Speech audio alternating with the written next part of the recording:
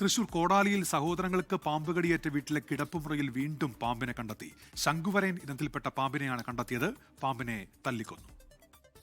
ഇന്നലെയും ഇന്നും പാമ്പിനെ കണ്ടിരിക്കുക. ഇപ്പൊ 4ാമത്തെ പാമ്പിനെയാണ് അതേ വീട്ടിൽ നിന്ന് കാണുന്നത്. ഒരെണ്ണം പുറത്തും ആയിരുന്നു, 3 അകത്തും തന്നെ കിട്ടിയത്. ആ കുട്ടികൾ കിടന്നുറങ്ങിയിരുന്ന അതേ കട്ടിൽ കിടക്കുന്ന അതേ മുറിയിൽ തന്നെയാണ് ഇന്നും പാമ്പിനെ കിട്ടിയിരിക്കുന്നത്. ബാത്തിലുള്ള ടോയ്ലറ്റ് ഒക്കെ തുറന്നു നോക്കി അതിന്റെ ഇതെല്ലാം പിറ്റൊക്കെ തുറന്നു നോക്കി എല്ലാം ചെയ്തിരുന്നു. പിന്നെ കട്ടില ജനലുണ്ടല്ലോ, അതിന്റെ വാതില് പൊളിച്ചു മാറ്റി അതിന്റെ ഉള്ളിലും കണ്ടോ നോക്കി അതിന്റെ മുകളിൽ വിരിച്ചിടന്ന ഈ മാർബിളിന്റെ പീസൊക്കെ എടുത്ത് ഇളക്കി നോക്കിയിരുന്നു. അതിന് ചെറിയ ഗ്യാപ്പ് ഉണ്ടായിരുന്നതൊക്കെ ഇളക്കി നോക്കി അവിടെ സ്പ്രേ ചെയ്യുകയും കാര്യങ്ങളൊക്കെ ചെയ്തിരുന്നതാണ്. പക്ഷെ ഇന്നും അതേ സ്ഥലത്ത് തന്നെ അതേ കട്ടിലിന്റെ അടിയിൽ വെച്ച് തന്നെ പാമ്പിനെ കണ്ടിരിക്കുന്നു. ശ്രീകുമാരൻ ചേരുന്നു തൃശ്ശൂരിൽ നിന്ന്. ശ്രീജിത്ത്, ഇപ്പോൾ ആ പഞ്ചായത്ത് അംഗം സൂചിപ്പിച്ചത് തന്നെ അങ്ങനെ വലിയ പരിശോധനയും തിരച്ചിലും ഒക്കെ അവിടെ നടത്തിയതാണ്. പിന്നെ എവിടെ നിന്ന് ഈ പാമ്പ് വന്നു ശ്രീജിത്ത്? പഞ്ചായത്ത് അംഗം അംബുജാക്ഷന്റെ വാക്കുകളാണ് നമ്മൾ കേട്ടത്.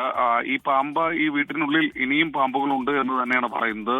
കഴിഞ്ഞ ദിവസം ഇത്തരത്തിലുള്ള പരിശോധനകളെല്ലാം തന്നെ നടത്തിയിരുന്നു. പക്ഷേ ആ ഘട്ടത്തിൽ പോലും ഈ പാമ്പുകളെ കിട്ടുന്ന സമയത്ത് തല്ലിക്കൊല്ലുക, വീണ്ടും അത് കുപ്പിയിലാക്കുക, വനം വകുപ്പിന് കൈമാറുക. വനം വകുപ്പ് ഉദ്യോഗസ്ഥർ വരും, വീണ്ടും പരിശോധന നടത്തും.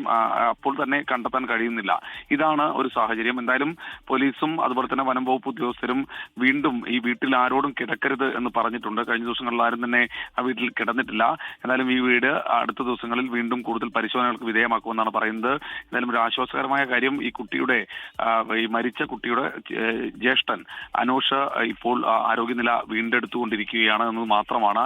എന്തായാലും ഈ വീട്ടിൽ ഇനിയും പാമ്പിന്റെ സാന്നിധ്യമുണ്ട് എന്ന് തന്നെയാണ് വനംവകുപ്പ് ഉദ്യോഗസ്ഥർ പറയുന്നത്.